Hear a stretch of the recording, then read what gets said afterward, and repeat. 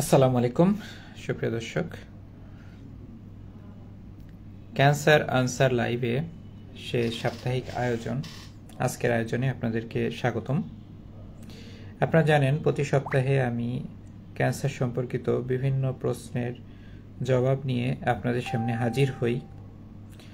Cancer answer লাইভের উদ্দেশ্য হচ্ছে দেশের প্রান্তিক পর্যায়ের মানুষের মাঝে ক্যান্সার সচেতনতা সৃষ্টি এবং এর মাধ্যমে ক্যান্সার প্রতিরোধ এবং নিরাময়ে এবং সর্বোপরি একটি ক্যান্সার যোদ্ধাদের জন্য অনুকূল পৃথিবী গড়ে তোলার ক্ষেত্রে ভূমিকা পালন করতে পারে। আজকে আমরা ক্যান্সার আনসার লাইভে যুক্ত হচ্ছি, তো যারা যুক্ত হবেন তারা অবশ্যই আমাকে কমেন্ট করে জানাবেন যে আমার কথা শোনা যাচ্ছে কিনা। এবং সবার প্রতি অনুরোধ, আপনারা যারা আজকে লাইভে যুক্ত হচ্ছেন বা হবেন তারা নিজ নিজ প্রোফাইলে আজকের লাইভ অনুষ্ঠানটি শেয়ার করার মাধ্যমে আরও বেশি সংখ্যক মানুষের কাছে আমাদের ক্যান্সার সচেতনতার বার্তাগুলো পৌঁছে দেওয়ার জন্য নিজ নিজ প্রোফাইলে শেয়ার করবেন। আজকে আমাদের লাইভের বিষয়বস্তু হচ্ছে ঈদে ক্যান্সার যোদ্ধাদের করণীয় কি। প্রিয় দর্শক, আপনারা জানেন যে রমজান মাস প্রায় শেষের দিকে, তৃতীয় দশক আমাদের দ্বারপ্রান্তে। রমজান মাসের পরেই পবিত্র ঈদ উল ফিতর, তো এটা মুসলমানদের জন্য সবচেয়ে বড় ধর্মীয় উৎসব।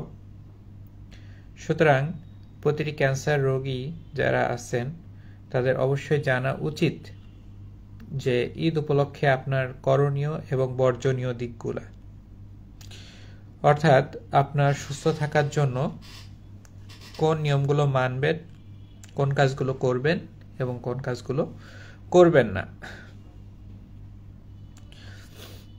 ঈদ হচ্ছে মুসলমানদের সবচেয়ে বড় ধর্মীয় উৎসব এবং ঈদ উল ফিতর এটা সবচেয়ে বড় দুই ঈদের মধ্যে। তো ঈদ উল ফিতরে আমরা ঈদগাহে যাই, নামাজ পড়ি, অনেকে ঘোরাঘুরি করি। তো এই যে কাজগুলো করি, একজন ক্যান্সার যোদ্ধার জন্য অবশ্যই সতর্কতার সাথে এই কাজগুলো করা উচিত। ঈদে যে আমাদের একটি বড় ধর্মীয় উৎসব এবং এটার কোলাকুলি করা হচ্ছে সুন্নত। একজন ক্যান্সার আক্রান্ত ব্যক্তি তার শারীরিক অসুস্থতা বিবেচনায় তাকে গ্যাদারিং বা ভিড় বা জমায়েত বা সভা এগুলো আমরা এড়িয়ে চলার পরামর্শ দিয়ে থাকি। আপনারা জানেন একজন ক্যান্সার আক্রান্ত ব্যক্তি তিনি শারীরিকভাবে দুর্বল থাকেন এবং শরীরের রোগ প্রতিরোধ ক্ষমতা অন্য স্বাভাবিক মানুষের তুলনায় কম থাকে।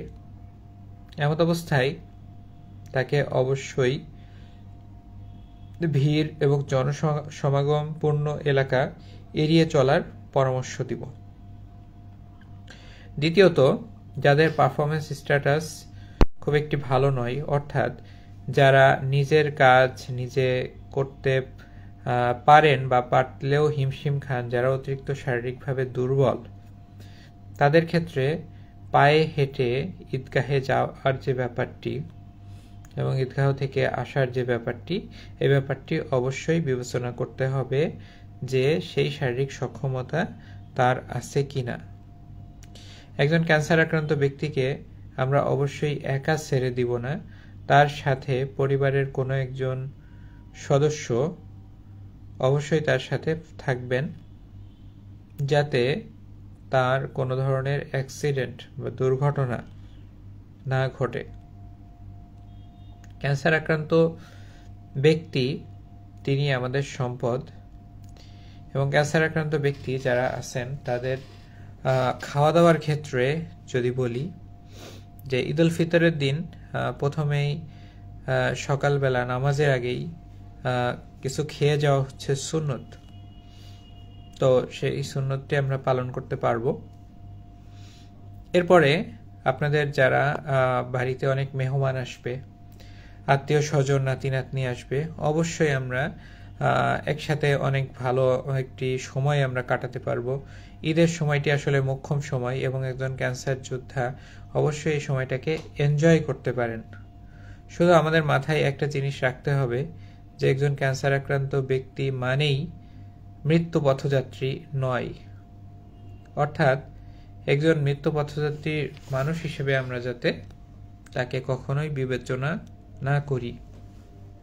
যে কোনো রোগেই মানুষের মৃত্যু হতে পারে বা সুস্থ মানুষও অনেক সময় দুর্ঘটনার কবলে পড়ে মৃত্যু মুখে পতিত হতে পারে। কিন্তু আমরা যদি একজন রোগাক্রান্ত মানুষকে মনে করি যে তিনি মৃত্যু পথযাত্রী মানুষ, তাহলে সেটা তার জন্য, তার মানসিক স্বাস্থ্যের জন্য খুবই ক্ষতিকর। অতএব তাকে অবশ্যই এই ব্যাপারটি মনে করা যাবে না, তার আত্মবিশ্বাস ভেঙে যায় এমন কাজ করা যাবে না, এবং তার চিকিৎসা যাতে যথাযথ মাত্রায় হতে পারে সেজন্য অবশ্যই সবাইকে সজাগ থাকতে হবে। এরপরে আসুন, একজন ক্যান্সার আক্রান্ত ব্যক্তির আরও অনেক সমস্যা থাকতে পারে, যেমন ডায়াবেটিস, যেমন হাইপারটেনশন, যেমন হার্ট ডিজিজ, যেমন সেরিব্রোভাস্কুলার ডিজিজ বা স্ট্রোক ইত্যাদি নানা সমস্যা থাকতে পারে। তো আমরা অবশ্যই তার এই সমস্যাগুলো নিয়ন্ত্রণে আছে কিনা সে ব্যাপারে আমরা অবশ্যই মনিটরিং করব। আমরা অবশ্যই যত্নবান হব এবং আমরা অবশ্যই তাকে সে ব্যাপারে টেক কেয়ার করব। তার ডায়াবেটিস নিয়ন্ত্রণে আছে কিনা, প্রেশার নিয়ন্ত্রণে আছে কিনা, হার্টের ওষুধ ঠিক মতো সে খাচ্ছে কিনা ইত্যাদি ব্যাপারগুলো আমরা অবশ্যই মাথায় রাখব।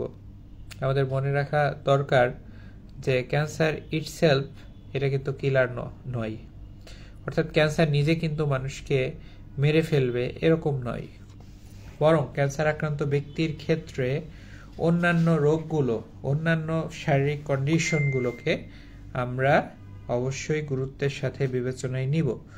কারণ একজন স্বাভাবিক মানুষ যার হাইপারটেনশন রয়েছে, যার ডায়াবেটিস রয়েছে, কিডনির সমস্যা রয়েছে বা অন্য কোনো ক্রনিক ডিজিজে যিনি আক্রান্ত, তিনি যতটা না রিস্কি বা ঝুঁকির মধ্যে আছেন তার থেকে বেশি ঝুঁকির মধ্যে রয়েছেন একজন ক্যান্সার আক্রান্ত ব্যক্তি। একজন ক্যান্সার আক্রান্ত ব্যক্তি যিনি এই রোগগুলোতে আক্রান্ত, অথচ আমাদের অধিকাংশের পারসেপশন, এমনকি কিছু কিছু ডাক্তারদের মধ্যেও এরকম পারসেপশন কাজ করে যে একজন ক্যান্সার আক্রান্ত ব্যক্তির তার ডায়াবেটিস হয়েছে, তার ডায়াবেটিস নিয়ন্ত্রণের দরকার কি, হাইপারটেনশন নিয়ন্ত্রণের দরকার কি, হার্ট ডিজিজ নিয়ন্ত্রণের দরকার কি, সে তো এমনিতেই কিছুদিন পরে মারা যাবে। তো এই ধরনের রং পারসেপশন আসলে ক্যান্সার রোগীর চিকিৎসায় এবং ক্যান্সার রোগীর সুস্থ হওয়ার পথে বিরাট রকমের একটি বাধা। আমাদেরকে অবশ্যই একজন ক্যান্সার রোগীর পাশে দাঁড়াতে হবে এবং তার অন্যান্য চিকিৎসার ব্যাপারেও আমাদেরকে যত্নবান হতে হবে। ঈদের দিন অনেক রকম খাবারের আয়োজন হয়। একজন ক্যান্সার আক্রান্ত ব্যক্তির ক্ষেত্রে খাবার দাবারের কোনো নিষেধাজ্ঞা নেই। তিনি মিষ্টি, টক, ঝাল সবকিছুই তিনি খেতে পারবেন। শুধু শর্ত হচ্ছে তিনি পচা বাসি খাবার খাবেন না, ফরমালিন জাতীয় বা প্রিজারভেটিভ দেওয়া বা ক্যান্ড ফুড বা বাসি খাবার এক কথায় তিনি খাবেন না। তিনি সবসময় ফ্রেশ, সতেজ শাকসবজি খাবেন এবং সেগুলো রান্না করা অবস্থায় খাবেন। সালাদ জাতীয় খাবার বা কাঁচা জিনিস সেগুলো তিনি যাতে কম খান সে ব্যাপারে আমাদের খেয়াল রাখতে হবে। কারণ কাঁচা জিনিস বা সালাদ জাতীয় খাবার তার মধ্যে অনেক রকম রোগ জীবাণু থাকতে পারে, কিন্তু সেটাকে যদি সিদ্ধ করে রান্না করে খাওয়ানো হয় তাহলে সেই রোগ জীবাণুগুলো আসলে ধ্বংস হয়ে যায় এবং তখন সেটি ক্যান্সার আক্রান্ত ব্যক্তির খাবার হিসেবে উপযোগী হয়। ঈদের দিন অনেকে ঘুরতে বের হন। একজন ক্যান্সার আক্রান্ত ব্যক্তি তিনি অবশ্যই ঘুরতে পারেন, কিন্তু এটা মনে রাখতে হবে যে ডিহাইড্রেশন যাতে না হয়ে যায়। রৌদ্রের মধ্যে যদি বের হন তাহলে শরীর ঘেমে যদি ডিহাইড্রেশন হয়ে যায় তাহলে তার নতুন ধরনের জটিলতা তৈরি হতে পারে। এরপরে নতুন ধরনের জটিলতা তৈরি হলে সেটা ম্যানেজ করা আবার সেটা অনেক ক্ষেত্রে কঠিনও হতে পারে। তো ক্যান্সার আক্রান্ত ব্যক্তি তিনি অবশ্যই এই ব্যাপারগুলো নিজে মেনে চলার চেষ্টা করবেন। আর অনেক ক্ষেত্রে তিনি হয়তো নিজে নাও বুঝলেও তার যিনি কেয়ার গিভার আছেন তাকে সচেতন হতে হবে যে তাকে অবশ্যই একটি হেলদি লাইফ লিড করতে হবে। অনেকে এসেছেন ক্যান্সার আক্রান্ত ব্যক্তিকে দেখার জন্য এসেছেন, তার বিছানায় বসে গল্প গুজব করলেন, ময়লা নোংরা রোগ জীবাণু ইনফেকশন এগুলো আপনাদের মাধ্যমে তার শরীরে ছড়ালে সেটা তার জন্য প্রাণঘাতী হতে পারে। সুতরাং তাকে পরিষ্কার পরিচ্ছন্ন নিট অ্যান্ড ক্লিন বিছানা বা আলাদা তার জন্য জায়গায় ব্যবস্থা করা উচিত। ক্যান্সার আক্রান্ত ব্যক্তি তিনি সবার সাথে মিশতে পারবেন, কথা বলতে পারবেন, সেটাতে কোনো অসুবিধা নেই। কিন্তু তিনি দূরে কোথাও যাওয়ার ক্ষেত্রে সচেতন হতে হবে। তিনি ছায়াযুক্ত জায়গাতে থাকবেন এবং প্রচুর পরিমাণ পানি এবং স্যালাইন জাতীয় খাবার এবং স্যালাইন এই জাতীয় খাবারগুলো তিনি বেশি বেশি পরিমাণে খাবেন, যাতে শরীরে ডিহাইড্রেশন না হয়ে যায়। আবার বিভিন্ন রকম খাবার খেয়ে যাতে ডায়রিয়া বা ভমিটিং, বমি বা ডায়রিয়া এগুলোও যাতে না হয়, সেজন্য তিনি সকল খাবারই পরিমিত মাত্রায় খেতে পারবেন।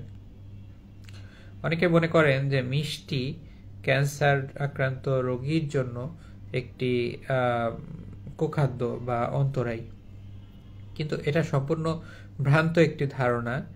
মিষ্টি ক্যান্সারের কোনো অন্তরায় নয় বা মিষ্টি থেকে ক্যান্সার হয় এই কথাটিও সত্য নয়। সুতরাং একজন ক্যান্সার আক্রান্ত ব্যক্তি তিনি অবশ্যই মিষ্টি খেতে পারবেন এবং তার বয়স এবং কোমরবিডিটি অন্যান্য রোগ বিবেচনায় তিনি অবশ্যই পরিমিত মাত্রায় সকল খাবারই খেতে পারবেন। একজন নুসরাত জাহান মিলি আসসালামু আলাইকুম দিয়েছেন। ওয়ালাইকুম আসসালাম। আজকে যারা যুক্ত হয়েছেন তাদেরকে আজ থেকে আমি প্রশ্ন আশা করতেছি এবং আপনারা প্রশ্ন করলে সে অনুযায়ী আমি আপনার প্রশ্নের যথাযথ উত্তর দেওয়ার চেষ্টা করব এবং অন্যান্য সবাই সেটা শুনে তারাও সেটা উত্তর পেয়ে যেতে পারেন। তো প্রিয় দর্শক, আমরা বলতেছিলাম যে একজন ক্যান্সার আক্রান্ত ব্যক্তির ঈদ মানে আনন্দ। আমরা সবাই ঈদের দিনে আনন্দ করব। এটা ইসলামের, এটা একটি রাসূল সাল্লাল্লাহু আলাইহি ওয়াসাল্লামের একটি সুন্নত এবং ইসলামে বলা হয়েছে যে ঈদের দিন সবাই হাসি মুখে থাকবে, সবাই আনন্দ করবে। তো সেই আনন্দে যাতে একজন ক্যান্সার আক্রান্ত ব্যক্তিকে আমরা যাতে আলাদা করে না ফেলি, তাদেরকে যাতে আমরা সেই আনন্দে সামিল করি এবং সামিল করার জন্য আমরা যাতে অবশ্যই তার আত্মবিশ্বাসটাকে আমরা চাঙ্গা রাখবো, তার শরীর স্বাস্থ্য এবং মানসিক অবস্থার প্রতি আমরা দৃষ্টি দিব এবং তার পাশে আমরা ফিজিক্যালি থাকবো, মেন্টালি থাকবো এবং তাকে সহযোগিতার হাত বাড়িয়ে দিয়ে আমরা অবশ্যই তার পাশে থাকবো, তার কাজকে হালকা করে দিব, তার কষ্ট আমরা ভাগ করে নিব।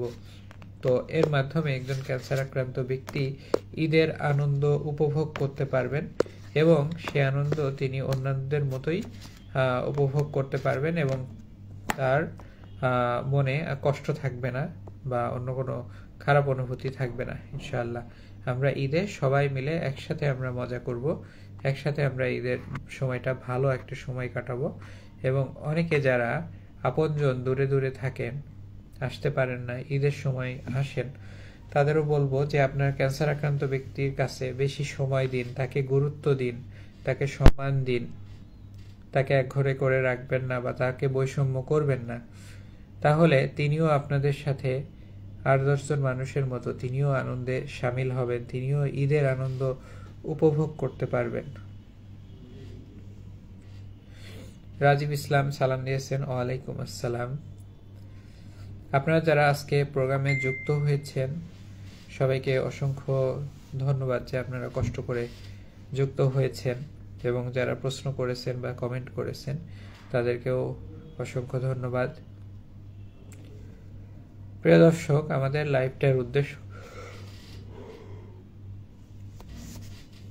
ক্যান্সার আনসার লাইভের উদ্দেশ্য হচ্ছে ক্যান্সার সম্পর্কিত সঠিক ধারণা সকলের কাছে, সমাজের নিম্ন স্তর বা প্রান্তিক পর্যায়ের মানুষের কাছেও পৌঁছে দেওয়া এবং ক্যান্সার সম্পর্কিত ভুল ধারণাগুলো ভেঙে আমরা যাতে ক্যান্সার সচেতন হয়ে জীবনযাপন করতে পারি, সেজন্য আমরা যাতে চেষ্টা করতে পারি, সেজন্য আমরা যাতে সেই বিষয়টি মৌলিক ধারণাটা আমরা পেতে পারি। তো আমি চেষ্টা করেছি আমার দিক থেকে আপনাদেরকে ক্যান্সার সম্পর্কিত সঠিক ধারণা দিতে। আপনাদের যদি এরপরও কোনো প্রশ্ন থাকে অবশ্যই কমেন্ট বক্সে জানান। আমি চেষ্টা করব আপনাদের প্রশ্নের যথাযথ উত্তর দিতে। তো আজকে যদি কারো কোনো প্রশ্ন না থাকে তাহলে আমরা আগামী পর্বে আবারও ক্যান্সার আনসার লাইভ দেখার জন্য আমন্ত্রণ জানিয়ে আজকের মতো এখানেই বিদায় নিচ্ছি। সবাই ভালো থাকবেন, সুস্থ থাকবেন। আসসালামু আলাইকুম।